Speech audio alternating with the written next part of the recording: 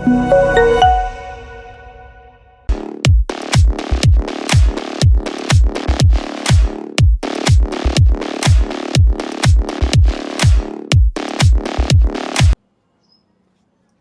నమస్కారం. నా పేరు రవీంద్రనాథ్. నేను ప్రొద్దుటూరు కడప జిల్లా నుంచి వచ్చానండి. నేను వైఎస్ఆర్సీపీ ఎంపీటీసీగా నేను ఉన్నాను ప్రజెంట్ ప్రొద్దుటూరు మండలానికి. ప్రజెంట్ వచ్చేసి నేను సినిమా రంగంలోకి మళ్ళీ అడుగుపెట్టాను.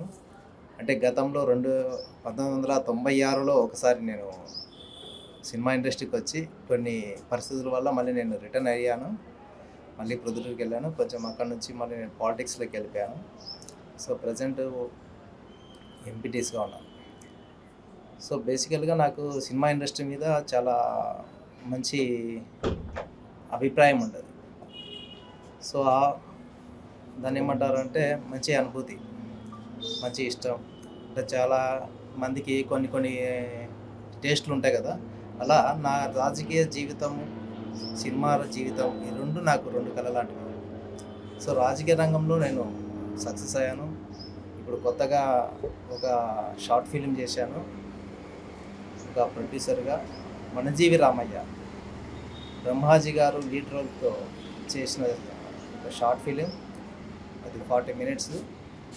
అది నేను 2025 నవంబర్లో స్టార్ట్ చేశాను.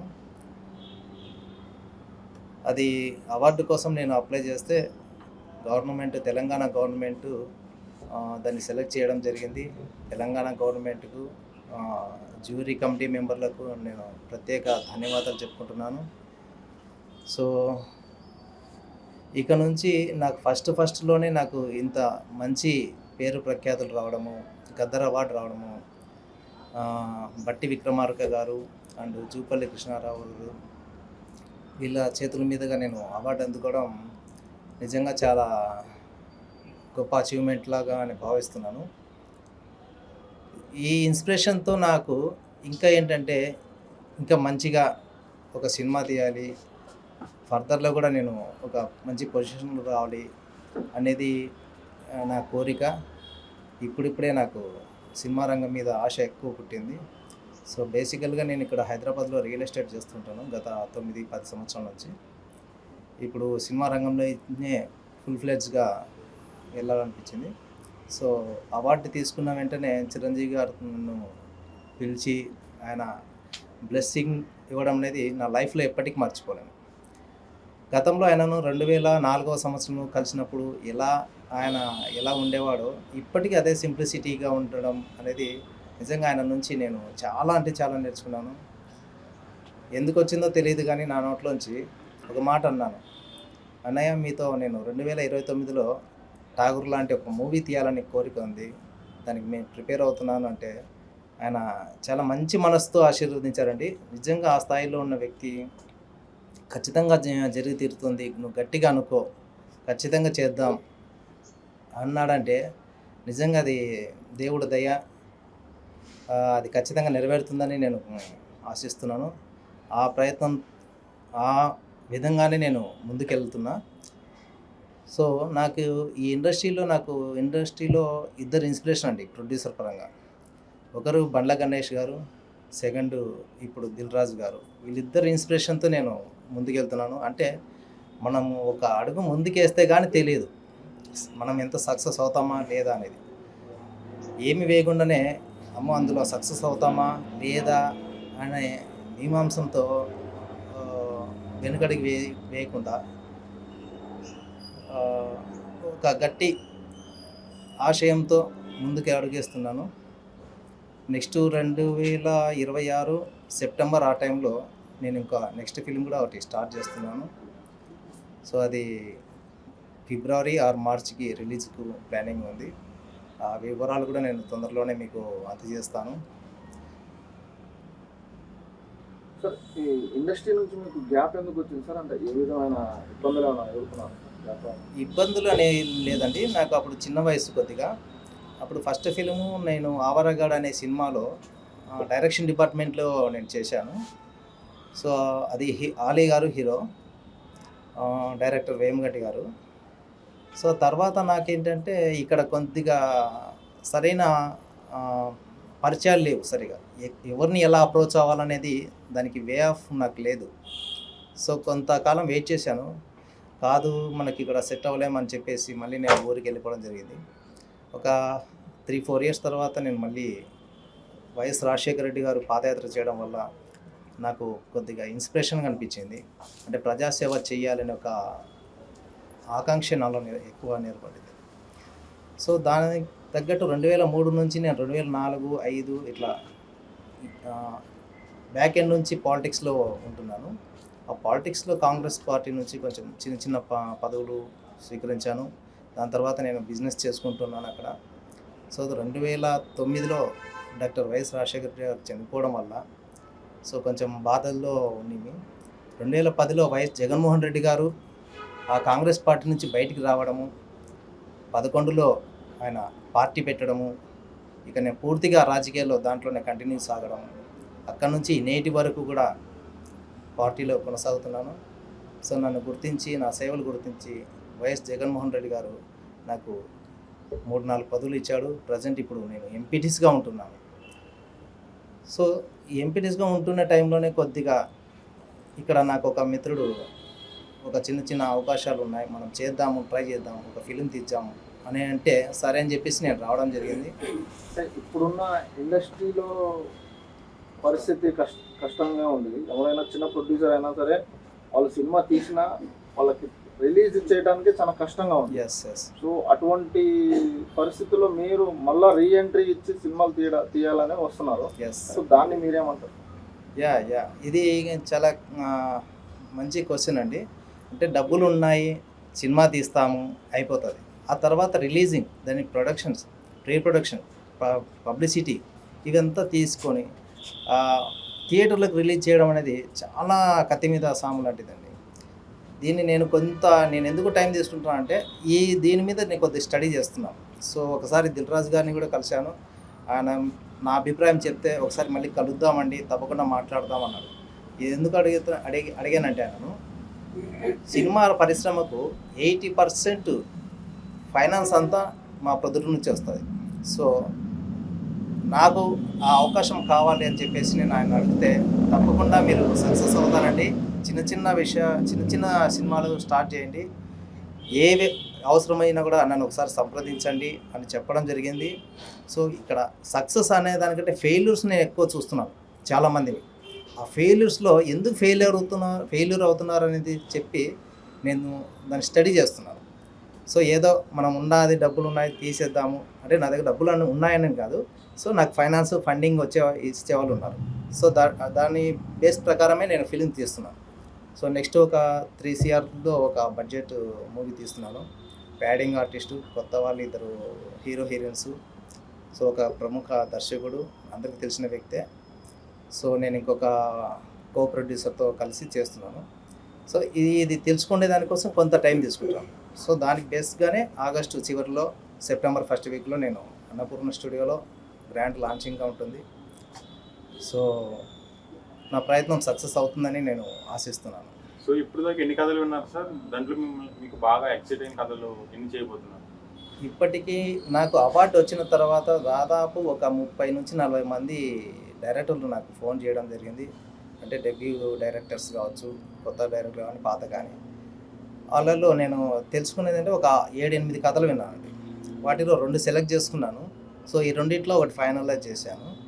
సో దాని ప్రకారమే నేను ముందుకెళ్తున్నాను. సో ఎవరు సార్ హీరో ఎవరు అనుకుంటున్నారు? హీరో కొత్త అబ్బాయి, అంటే ఆల్రెడీ 2-3 సినిమాలు తీశాడు అబ్బాయి, ఫణీంద్ర.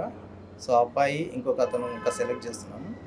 సో ప్యాడింగ్ అంతా వచ్చేసి రాజీవ్ కనకాల గారు, మురళీ శర్మ గారు, మన రావు రమేష్ గారు, నాగమహేష్ గారు ఇట్లా ఉన్నారండి. హీరో హీరోయిన్స్ మాత్రమే కొత్త వాళ్ళు. దీన్ని గోస్ట్ ఫిలిం, క్రైమ్ థ్రిల్లర్గా. ఆ గోస్ట్ అనే లీడ్ రోలే మెయిన్ ఇంపార్టెంట్. దానికి ఒక మంచి నౌన్ పర్సన్ని సెలెక్ట్ చేయాలని ఉన్నాం. సో 2-3 ఆలోచిస్తున్నాం.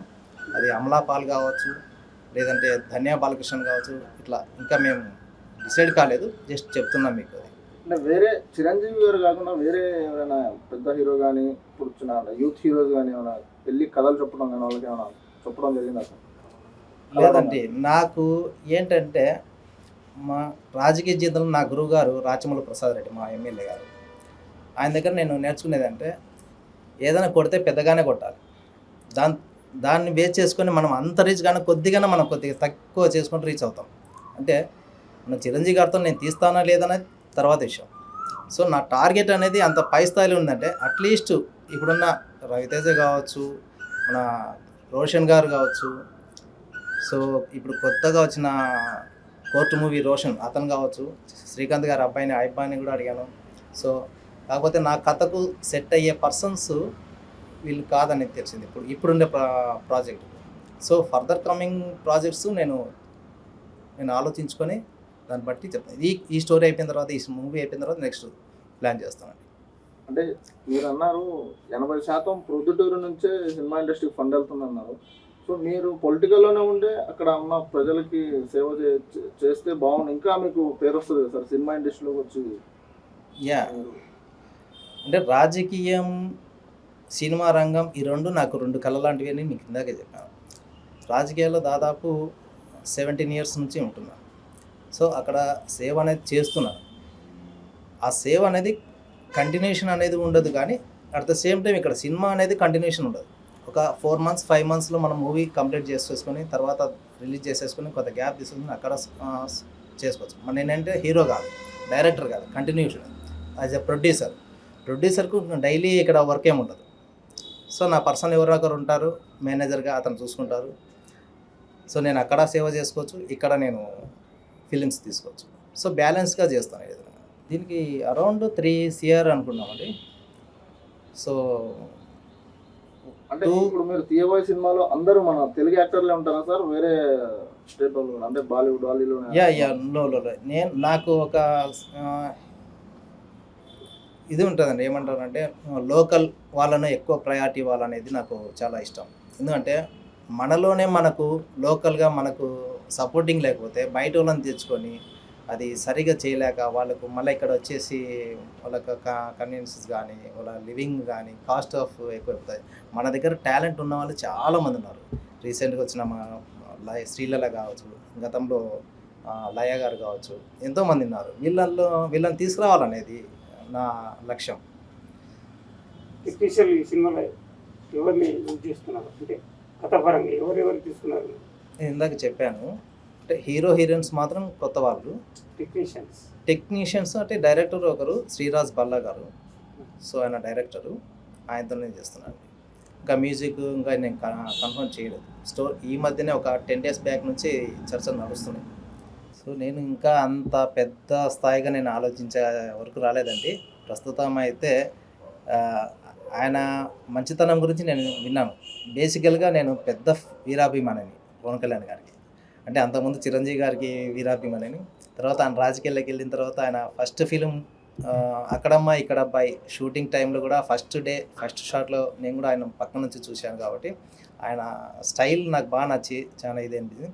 ఆయన నుంచి ఖచ్చితంగా ప్రతి ఒక్కరికి సపోర్టింగ్గా ఉంటాడనే నమ్మకంతోనే ఉన్నాం.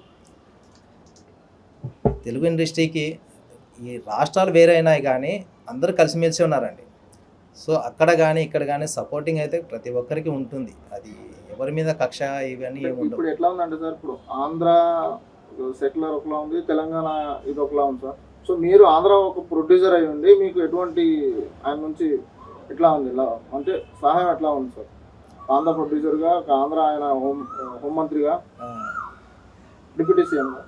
అంటే నేను ఇంకా అంతవరకు వెళ్ళలేదు కదండి.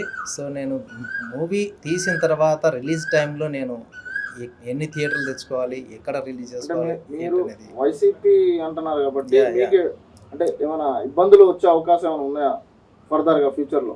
ఉండవండి, అస్సలు ఉండవు. ఇది ఏంటంటే పార్టీ విధానాలు ఉంటాయి కానీ రాజకీయ విధానాలు వేరు ఉంటాయి. కానీ ఇక్కడ ఏంటంటే రాజకీయంలో సర్వీస్ అనేది పోటాపోటీగా ఉంటుంది. నేను ఎక్కువ సర్వీస్ చేస్తే నాకు పేరు వస్తుంది, మీరు ఎక్కువ చేస్తే మీకు వస్తుంది అనేది ఉంటుంది. కానీ ఇక్కడ వ్యక్తిగతంగా ఎవరి మీద కక్షలు కార్పణ్యాలు ఉండవు. కేవలం రాజకీయం అనేది రాజకీయం అంతవరకే. ఓడామా గెలిచామా అంతవరకే పోట్లాడుకుంటారు. కానీ ఓడిన తర్వాత వాళ్ళు సర్వీస్ చేస్తారు, గెలిచిన వాళ్ళు ఇంకా ఎక్కువ సర్వీస్ చేస్తారు.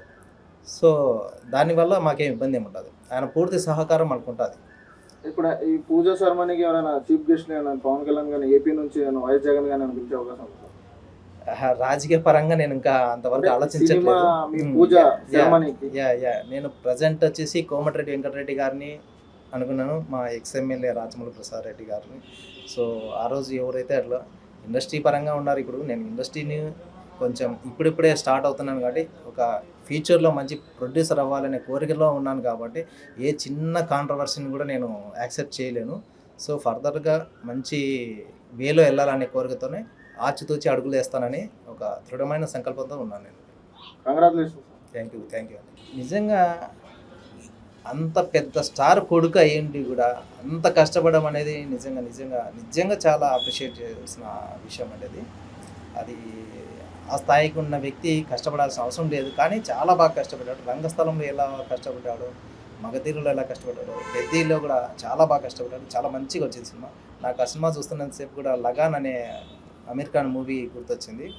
చాలా బాగా హిట్ వచ్చింది. అది అప్రిషియేట్ అండి. అది చాలా టీం అందరికీ నాకు కూడా నా కృతజ్ఞతలు చెప్తున్నా. మీ సినిమా ఓపెనింగ్ ఏమైనా పిలిచే అవకాశం ఉందా సార్? మెగా ఫ్యామిలీ నుంచి ఎవరైనా ఏ మెగా ఫ్యామిలీ నుంచి ఏమైనా? 100% అండి, 100%. నాకు ఇన్స్పిరేషనే చిరంజీవి గారు. ఆయన ఇన్స్పిరేషన్ లేనిది ఎవరండి? ప్రతి ఒక్కరు మేము చిన్నప్పటి నుంచి మంచి దొంగ, మరణం హృదయం, త్రినేత్రుడు, అంతకం ఈ సినిమాలు ఫస్ట్ రోజే డే నైట్లోనే మేము వెళ్ళి బుకింగ్ కౌంటర్లో నిల్చొని సినిమా చూసేవాళ్ళం. సో ఆయనతో సినిమా తీయాలనే కోరికలు నాలో రావడమే పెద్ద విషయం ఇది. సో ఒకసారి అయితే నేను అప్రోచ్ అవుతాను. అది నా మూవీకి సంబంధించిన అది ట్రైలర్ లాంచింగా, ఓపెనింగ్ కోసమా, ఆయన డేట్స్ని బట్టి ఆయన ఖాళీగా ఉంటే ఖచ్చితంగా ఆయనతో కలిసి ఇన్వైట్ చేసే అవకాశం కూడా ఉంది, ఆ ప్లానింగ్ కూడా ఉంది.